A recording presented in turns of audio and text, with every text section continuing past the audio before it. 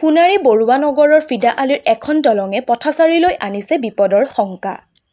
চৰাইদেউ জিলাৰ সোণাৰী বিধানসভা সমষ্টিৰ বৰুৱা নগৰ অঞ্চলৰ ধুদৰ আলি কলাকটা তিনিআলিৰ পৰা নাহৰ আলি সংযোগী পথৰ মুক্তাবাৰী চাহ বাগিচাৰ সমীপত অৱস্থিত এখন নিৰ্মীয়মানৰ পকী দলঙৰ কাষৰ অংশ কংক্ৰিটৰ সৈতে মাটি খহি পৰিছে। নিম্নমানৰ সামগ্ৰী নিৰ্মাণ কৰা দলংখনৰ প্ৰায় কাষৰ অংশ কেইবামাহৰ আগতেই খহি ভাঙি যোৱাৰ পাছতো নিৰ্মাণকাৰী ঠিকাদাৰ, লোক নিৰ্মাণ বিভাগৰ অভিযন্তা আৰু বিভাগীয় বিষয়াই পুনৰ নিৰ্মাণৰ ক্ষেত্ৰত কোনো ব্যৱস্থা লোৱা নাই।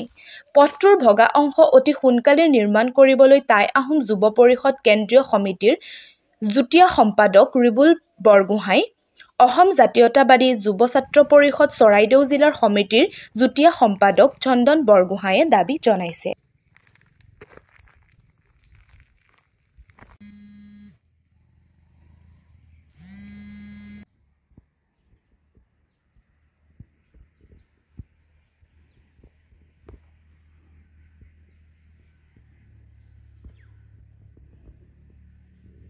অতি দুৰ্ভাগ্যজনক আপোনালোকে দেখিছে আমাৰ বৰুৱা নগৰ যিটো ফিডাৰ আলি বৰুৱা খাটৰ পৰা যিটো আপোনাৰ নাহৰআলিত সংলগ্ন হৈছেহি, সেই আলিটো অতি দুৰ্ভাগ্যজনক।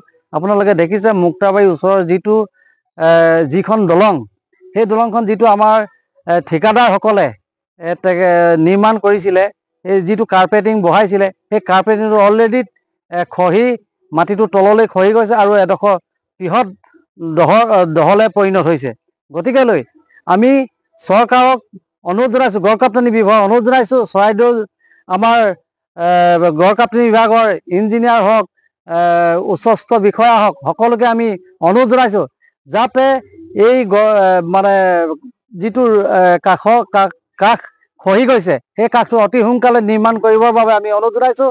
যদিও তেখেতলোকে অতি সোনকালে নিৰ্মাণ নকৰে, আমি টাই আহোম যুৱ পৰিষদৰ পৰা কিন্তু ক্ষান্ত নাথাকোঁ। আৰু আমি দেখিবলৈ পাইছোঁ বহুতো গাড়ী আৰু স্কুলৰ ল'ৰা ছোৱালী আহি থকা অৱস্থাত সেইখিনিত পঢ়া আমি দুৰ্ঘটনা দুৰ্ঘটনাত পতিত হোৱা আমি দেখিবলৈ পাইছোঁ।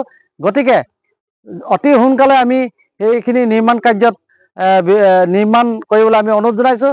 আৰু যিজন ঠিকাদাৰে বনাইছে তেখেতলোকে খুব কম খৰচত আৰু খুব কম কংক্ৰিটেৰে নিৰ্মাণ কৰি সেই ৰাস্তাটো আপোনালোকে উপনীত হৈছে। দেখিছে আপোনালোকে কেনেদৰে বনাইছে। আমি সেই ঠিকাদাৰসকলকো আমি কৈ দিছোঁ যাতে এই আলিটো সোনকালে তেখেতলোকে ভালকৈ বনাই দিয়া ব্যৱস্থা কৰক, অন্যথা নহ'লে আমি ওপৰলৈকে প্ৰতিবাদ কৰিবলৈ আমি সাজু হ'ম।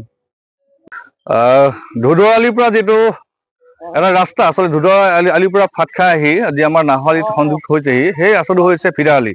গতিকে ফিডাৰ আলিৰ সোঁমাজত আমাৰ যি মুক্তাবাৰী চাহ বাগিচা, মুক্তাবাৰী চাহ বাগিচাৰ ওচৰতে আচলতে দুখন ব্ৰিজ আছে আমাৰ। তাৰে এখন ব্ৰিজৰ কাষতে আচলতে যি ঠিকাদাৰে যি কাৰ্পেটিঙৰ ব্যৱস্থা কৰিছে, উন্নত মানদণ্ডৰভাৱে তেখেতসকলে কাম কাজবিলাক কৰা নাই। আমি দেখিবলৈ পাইছোঁ সেই ব্ৰিজৰ কাষত যি কাৰ্পেটিং, সেই কাৰ্পেটিং ইতিমধ্যে তাৰ পৰা খহি গৈছে, এচটাকে তাৰ পৰা এৰি যাবলৈ ধৰিছে। গতিকে আমি সেইজন ঠিকাদাৰক তেখেতক আমি ক'ব বিচাৰিছোঁ যে আপোনালোকে এনেকুৱা ২ নম্বৰ কাম কৰি আমাৰ এই বৰুৱা নগৰ অঞ্চলৰ ৰাইজক বিপদত নেপেলাব। তাত কিবা এটা ঘটনা ঘটিবলৈ কাৰণে আপোনালোকে এনেকুৱা কাম নকৰিব। আৰু এই বিভাগীয় যি কৰ্তৃপক্ষ, এই কৰ্তৃপক্ষক আমি সকীয়াই দিছোঁ, আপোনালোকে তদন্ত কৰক আৰু তদন্ত কৰি অনতিপলমে আপোনালোকে এই ৰাস্তাটো সুন্দৰভাৱে বনাবলৈ চেষ্টা কৰক। নহ'লে আমি যুৱ ছাত্ৰ পৰিষদে আমি কিন্তু আহিবলগীয়া দিনত আমি তাত প্ৰতিবাদ কৰিবলৈ আমি সাজু আছোঁ।